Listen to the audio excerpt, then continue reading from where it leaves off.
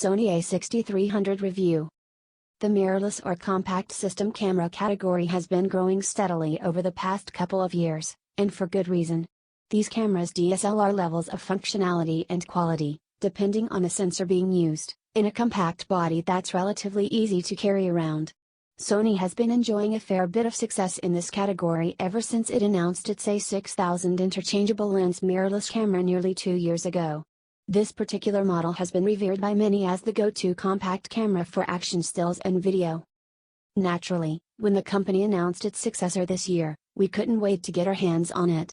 Sony India has been quite aggressive with the launch, making the A6300 available here just 2 months after its US launch. At Rs.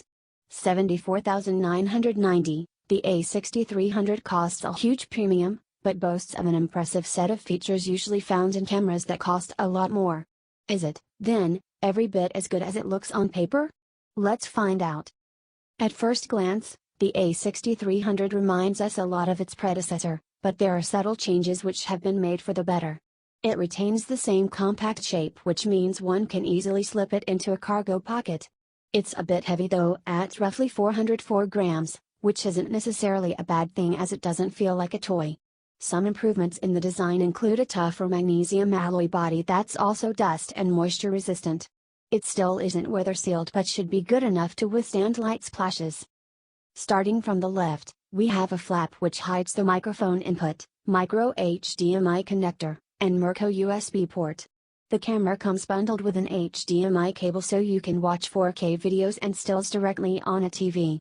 Next up is the electronic viewfinder, EVF, which is now a XGA OLED display with a 2.4 million dot resolution and a magnification of 1.07x.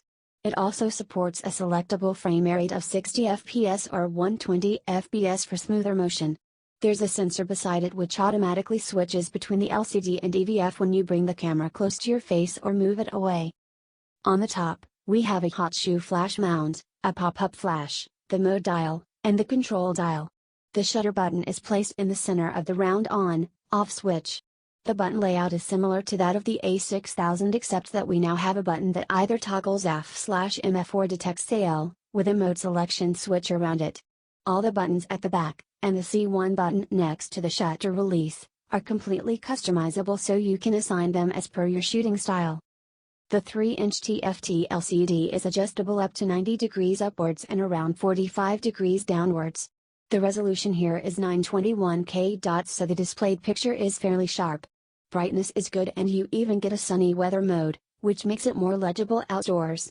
Sadly, it is not a touchscreen, which is a shame since it would have made shifting focus and even just navigating menus so much easier.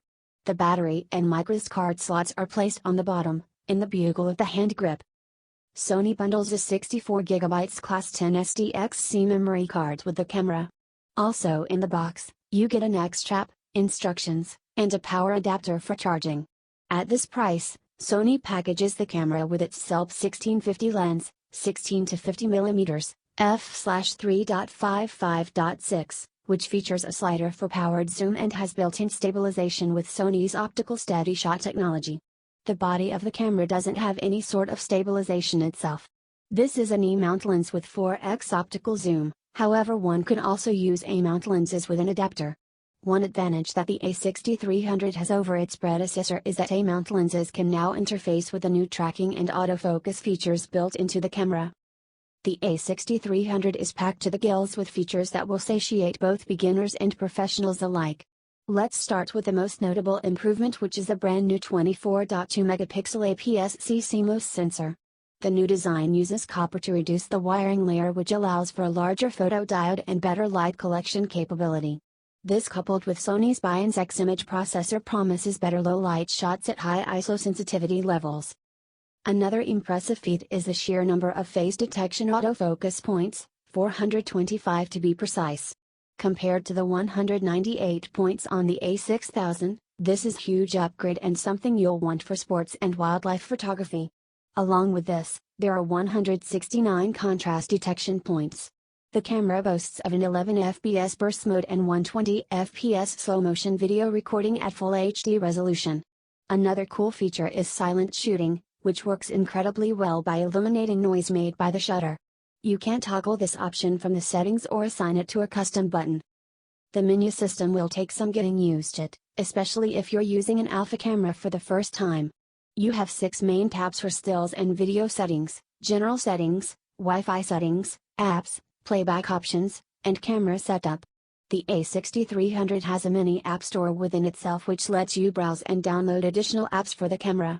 By default, you get the embedded smart remote app and the ability to connect the camera to a smartphone to transfer images. You'll need Sony's Play Memories mobile app for Android or iOS to get started.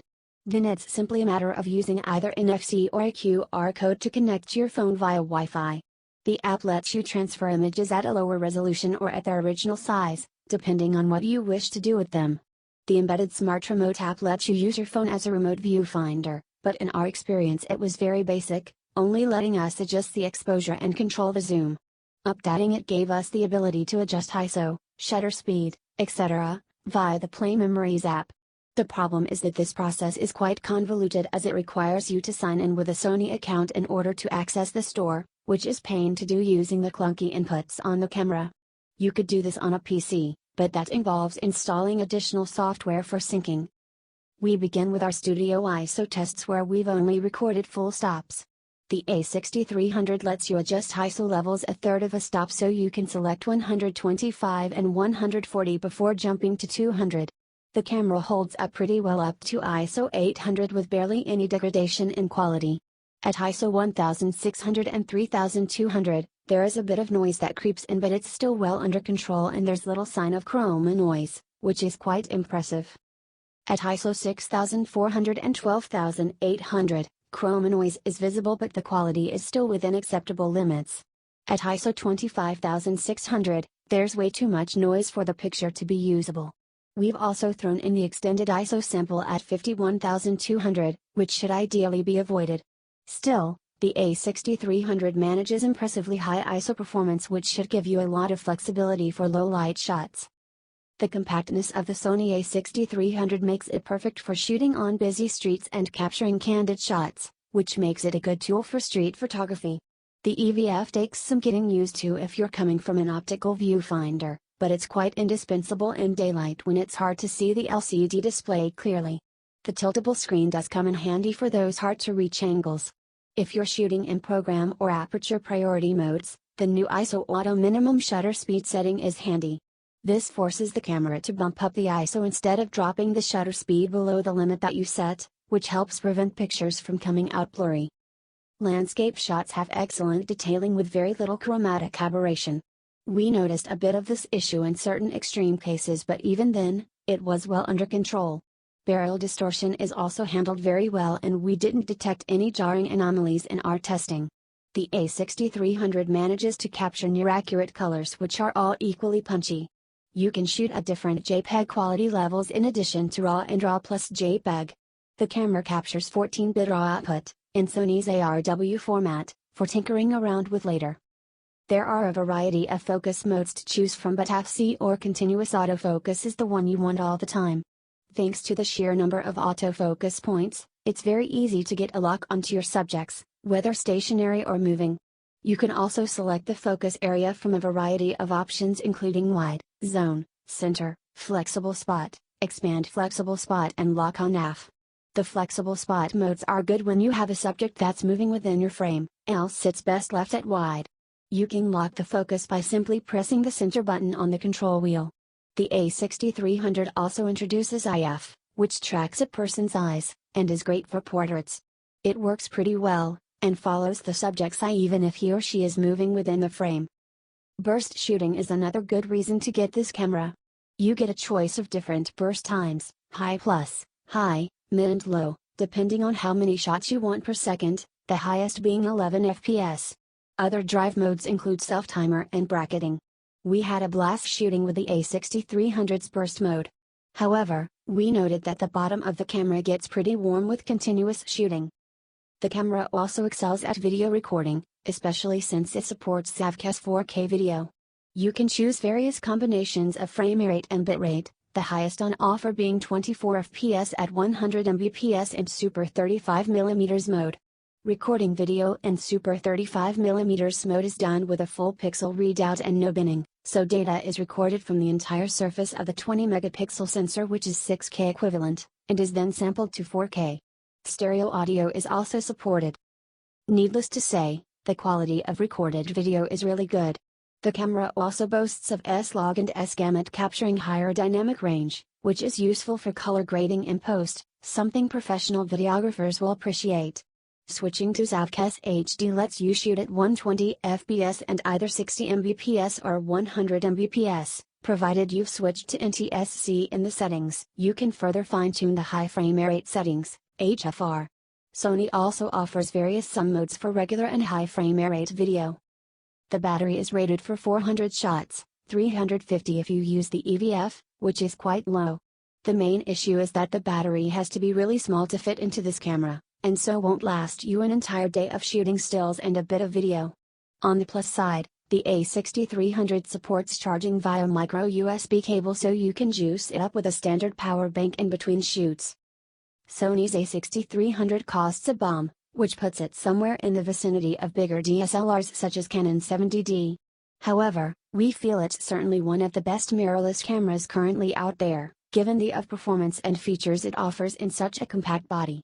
The A6000 is still a good buy today, but if you are going to spend upwards of Rs. 50,000, then you might want to consider going all in for the newer model. The A6300 brings some excellent improvements such as much faster autofocus and advanced tracking, 4K video, silent shooting, and a stronger body, among many other little things.